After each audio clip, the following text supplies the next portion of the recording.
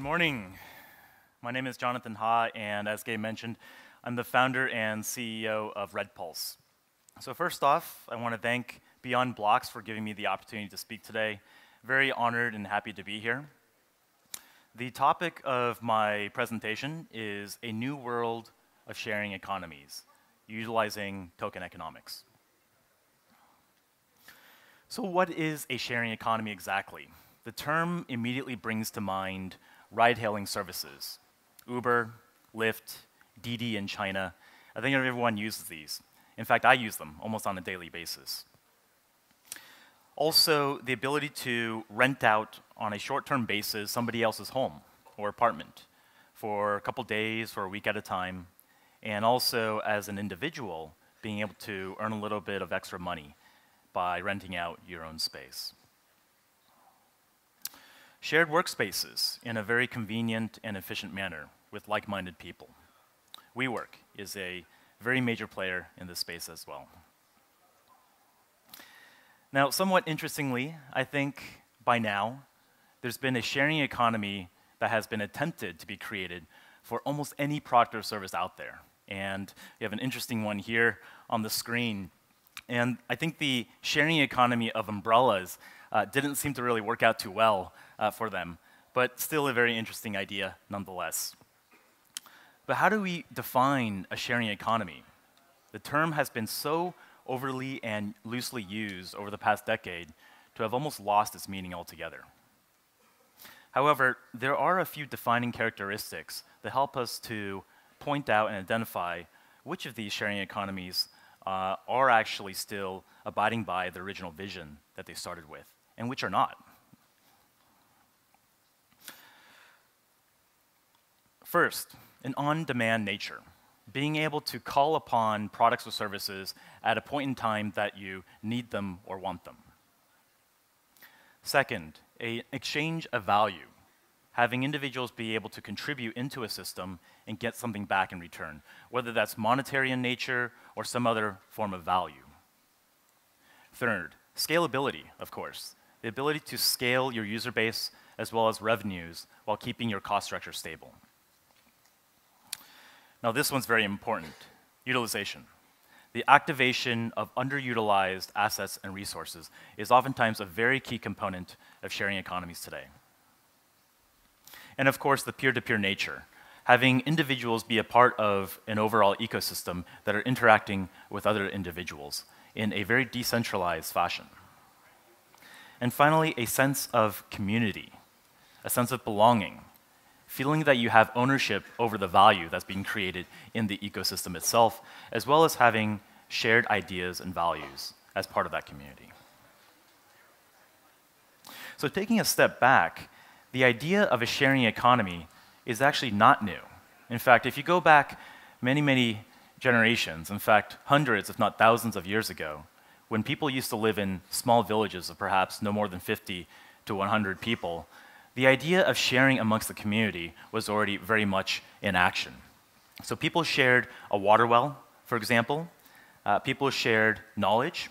So wisdom was handed down from generation to generation, villager to villager.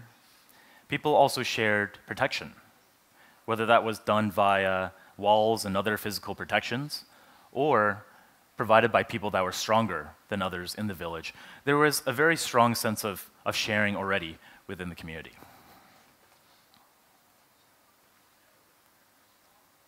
Now, as human civilization matured, and living arrangements have scaled very quickly from small villages to now metropolises with tens of millions of people as residents, people became less willing to share with their neighbors, essentially because these neighbors have become strangers.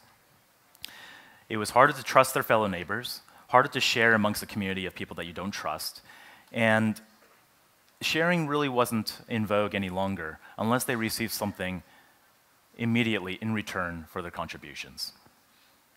So much of the psychology, unfortunately, is very much a result of what we call the free rider problem. What is the free rider problem? So since people cannot be prevented from enjoying a common good, individuals may avoid contributing or paying in the hopes that others will continue to pay. So they're essentially free riding on the backs of everyone else. This problem prevents private organizations, those that are unable to levy a broad tax across the user base, from supplying these public goods. So as a result, they have turned to money in the traditional sense, fiat currency, in order to incentivize these actions that used to be done for free by community members.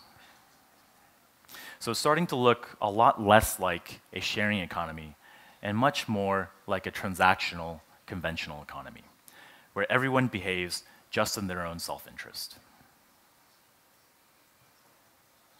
So how do we get to this point? Well, we can take as an example a lot of the very well-known sharing economy platforms that we all are very familiar with today, and many of them I've put up on the screen here, including Uber, Lyft, Airbnb, WeWork, so on and so forth.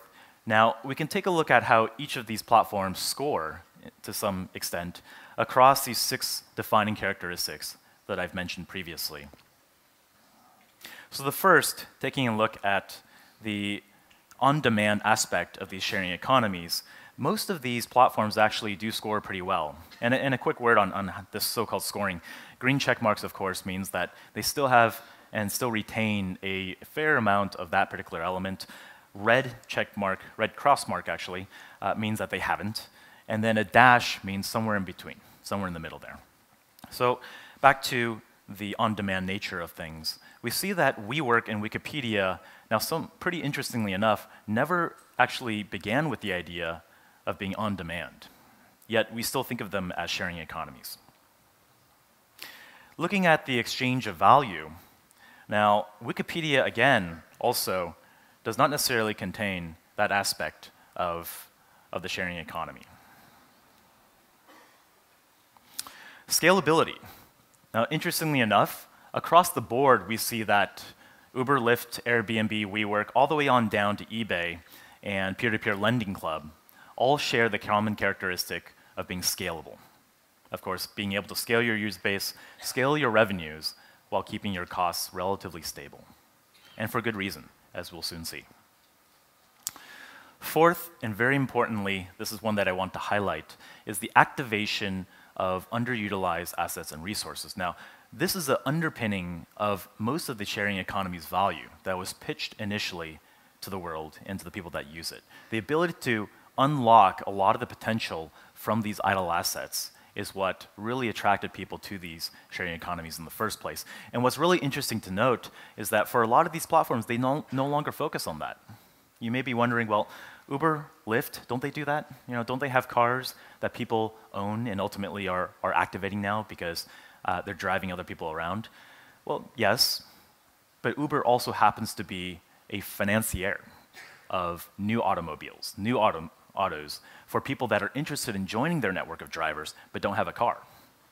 Airbnb, they started out by allowing people to share their personal homes and apartments, perhaps just a room, maybe sometimes the entire apartment if they themselves happen to be out on holiday. But now a key trend is that many of the people that are sharing their so-called homes on Airbnb actually don't live there at all. In fact, a large proportion of those people have multiple properties listed on Airbnb. WeWork never began from the get-go as a means of sharing existing office space. They actually buy office space themselves and then lease that out to people. And the examples go on. In fact, the people that, the platforms, I should say, that continue to have a strong element of activation of these idle assets include Upwork, Wikipedia, and eBay. So very much the minority in these cases. Fifth, the aspect of peer-to-peer, individuals interacting with other individuals, very important also for the decentralized aspect of sharing economies. The idea that incumbents perhaps have taken too much value out of the system and exact much too much control over the system is one of the key reasons why sharing economies were so attractive in the first place. And we still have quite a few of them still retaining that aspect of sharing economies, but certainly not across the board. And finally, the sense of community. Okay, so this is what a lot of these sharing economies and the platforms that have been built around them really tried to play up in marketing, in promotions, in PR. And if you take a look at who actually is doing so in execution, very few. Wikipedia is perhaps the only one that has still retained the idea of a sense of community. And perhaps not so coincidentally, they're also the only one that is completely free to use. They're also the only one that has not taken $1 of venture capital or private equity money. Maybe not a coincidence, actually, and we'll get more into that in just a moment.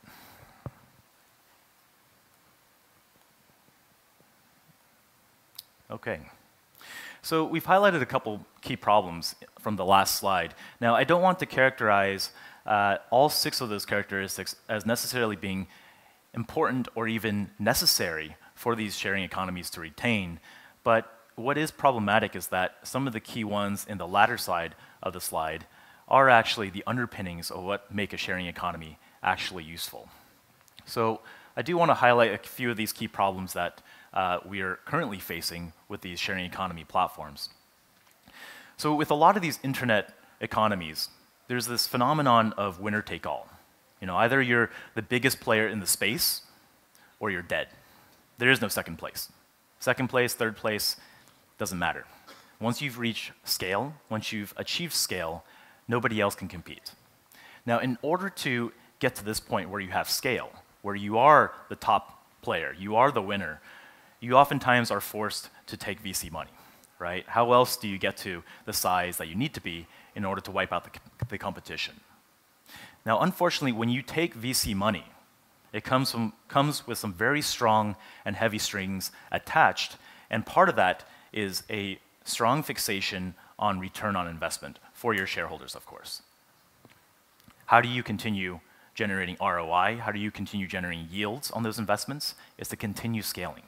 Even scaling beyond which the natural, perhaps steady state or whatever makes more sense for that platform to get to, above all other objectives.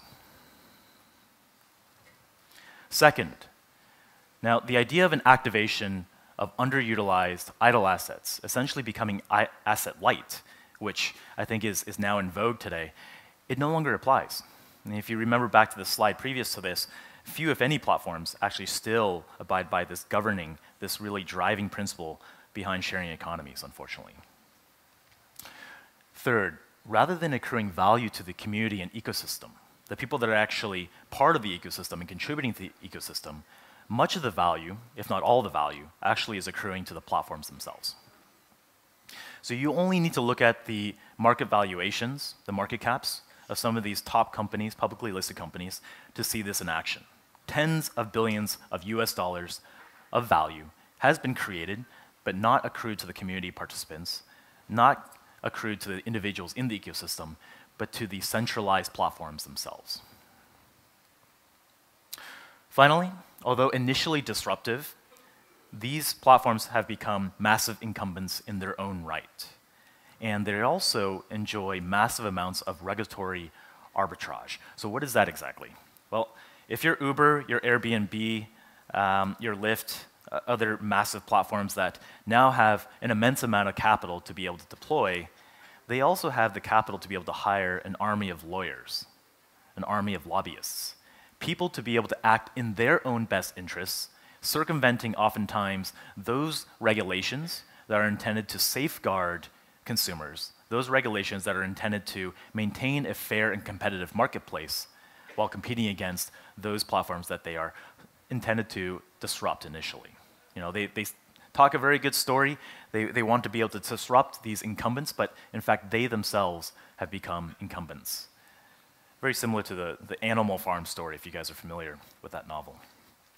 And also leads to these smaller upstarts unable to be competitive. Now, what solutions are afforded by a token economy? Not to say that this is a panacea for all of these ills, for all of these problems, but very interestingly enough, it does actually hit upon a lot of those challenges and issues that I've just highlighted to you previously. So number one, summarized as, in order to survive, let alone thrive, you need to take VC money. Well, with token-enabled solutions, of course, you can do an ICO. Okay? You can do a token sale. And by doing so, you're able to access capital in a much more efficient manner that doesn't have to go through another type of gatekeeper, which, as we all know, are the VC and PE funds. Number two, a transition towards being much too asset-heavy is now very much in vogue, very much popular. Now, we can address this issue as well by reducing the need for scaling. Now, as I mentioned earlier, of course, everyone wants to scale their platform. You want more users on your platform because of the network effect. And with more users, the more value can be created and also extracted by all of the individuals on the platform itself. But so many of these sharing economy platforms have oftentimes scaled much beyond what they were intended to do. In fact, beyond the point where many of those defining characteristics now are no longer true. So how do we address this?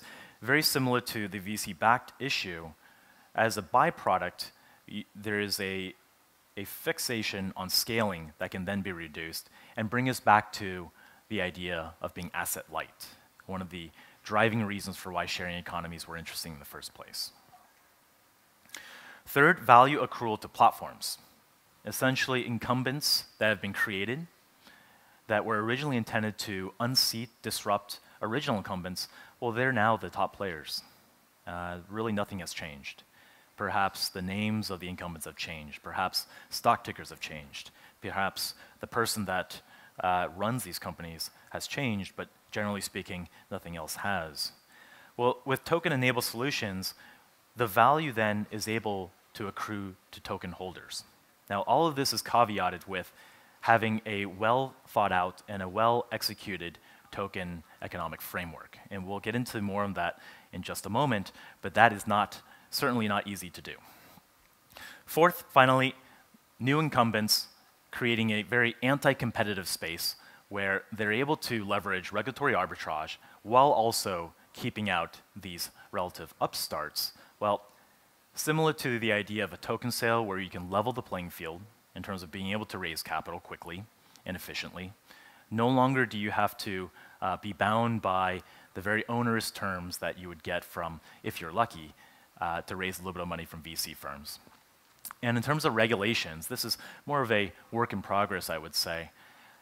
Once we do get more broad and consistent regulatory frameworks, not just within jurisdictions, but across, then we'll get to the point where it will be a more fair and competitive playing field, especially for token sales. So drilling down a little bit further into the knowledge economy. So this is where Red Pulse, the company that I run, currently resides. We are a market intelligence platform focused on China that we've tokenized, where we're now compensating those individuals for their good ideas. There's a few things that we've observed. Now, if you chart out a couple key metrics here, at the left, the number of interested consumers in different types of knowledge. At the right, their willingness to pay. And then at the bottom there, the bottom x-axis, a spectrum going from the left side, general knowledge, to the right side, specialized knowledge. Now, if we map this out, as you might imagine, it's a normal curve distribution where the number of interested consumers for very broad, generalized market knowledge and information, of course, is quite high. Now, everyone wants to know the baseline. Everyone wants to know the most important things to know about markets today on a daily basis. Now, for specialized knowledge, the long tail, of course, the more niche, the more specialized you get, there's going to be fewer people that actually find that useful. And that's normal. That's okay. Now, interestingly enough, my own observation, our observations, has been that for the most part, we're moving towards a situation where people, financial institutions, corporates, are not willing to pay for general knowledge. You get so much for free. You get free things from blogs, you get access to information from your own research team, you have access to magazines, you watch TV all the time, CNBC, Bloomberg, what have you, and so many of these things, so much of this information is already for free that people are used to not paying for things anymore. Not for things that are more general in nature, at least. Now, perhaps much more optimistically on the specialized knowledge side, the willingness to pay goes way up. The more niche, the more specialized you go, of course, the less you're able to access that. And that's represented by the much higher willingness to pay there. So to recap, the first observation that we've made regarding the knowledge industry is that financial institutions and corporates are no longer willing to pay for general market knowledge, but much more optimistically, these very same institutions are willing to pay for specialized, bespoke insights. And so this will come into play not only in terms of the sharing economy ideals that I've shared with you today, but also very specific to the space that RedPulse currently focuses on. And I'll tie those two together in just a moment. So the token-enabled sharing economy, if I could summarize what I just shared with you in one slide in how it works, we started out in villages, people living in groups of 50, maybe 100 people. They're participants, as we call them on this slide, and they're benefiting from common goods. So people that are able to contribute in ways that they have certain capabilities in, they go ahead and do so. And for others, they find some other way to contribute to the common good, while everyone gets the benefit from these common goods and services. Now, as you recall, once human civilization has scaled to the point where you have so many people, so many so-called neighbors, that you don't feel as comfortable. Maybe because you don't actually believe your neighbor's going to put in the same amount of contributions as you are, the free rider problem. Well, there's a tendency to no longer share. There's a tendency to only be willing to do things if you are being compensated directly and at that moment for what you've put in, becoming very transactional in nature, not really a sharing economy anymore. Now, here's where it gets interesting. If we're able to insert a utility token layer between the fiat layer and the common goods, well, we also have control over this opt-in ecosystem. You can define the characteristics of this self-contained economic system. For example, as part of the utility token layer, you can implement an inflation mechanism. Because these platforms, the companies that run these tokens, they also have control of the circulation, you can mint new tokens on a continuous basis, not having a fixed supply. This is just an example, by the way. So by not having a fixed supply and having this ongoing small amount of inflation that mints new tokens, that is a source of capital that you can then use to compensate those contributors to the common good. It's essentially a tax. As you may have caught earlier, many of these private organizations are unable to levy a tax broadly across their user base, and then leads to the free rider problem. But with this, you can. By minting new tokens, by implementing inflation, it essentially is a form of tax.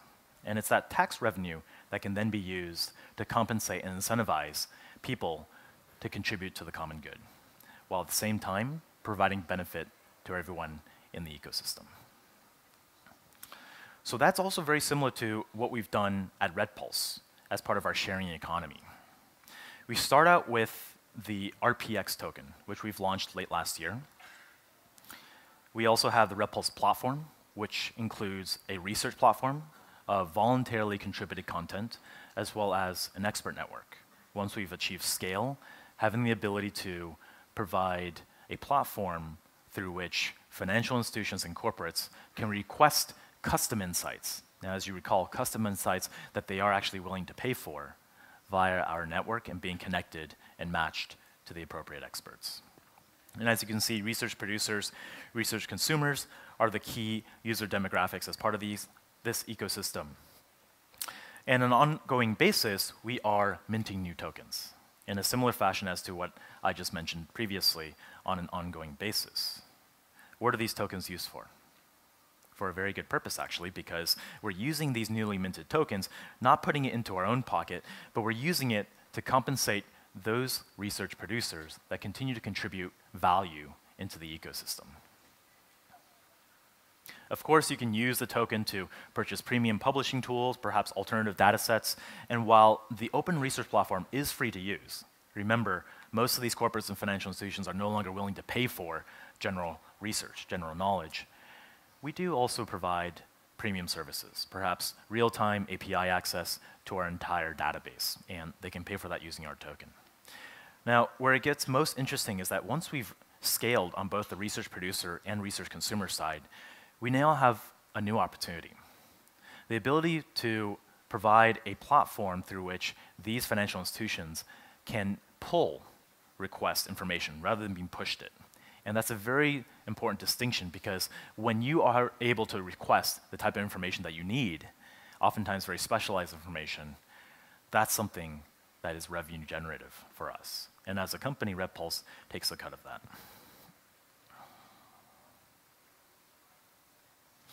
We're also listed on several exchanges, providing liquidity to the overall ecosystem.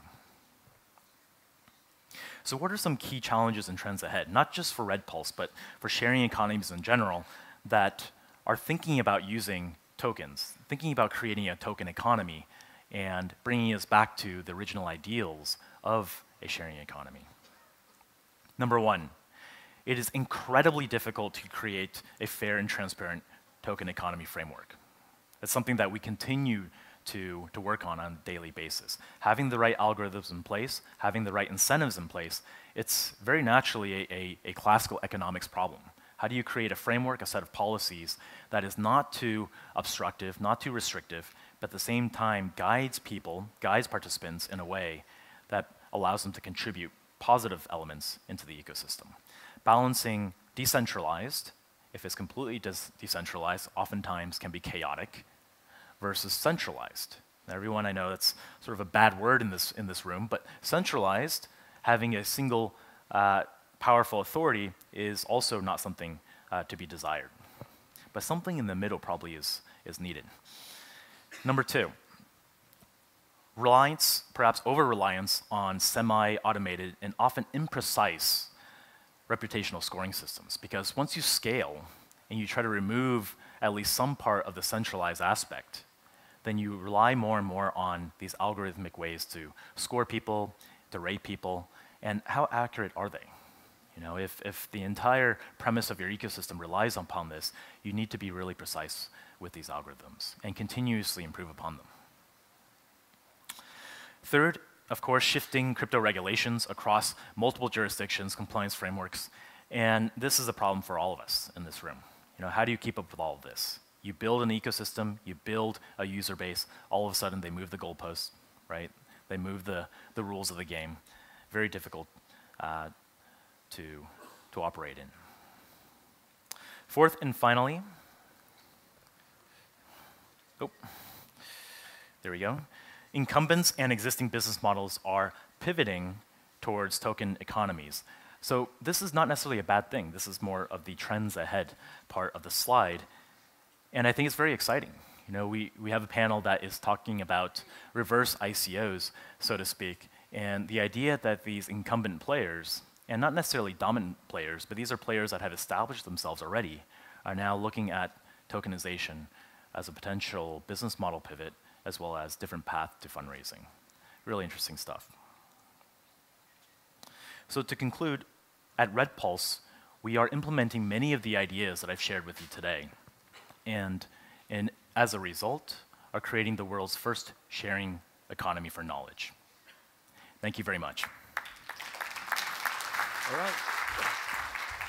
All right. So thanks, John. For further reading, I just wanted to give a quick shout out.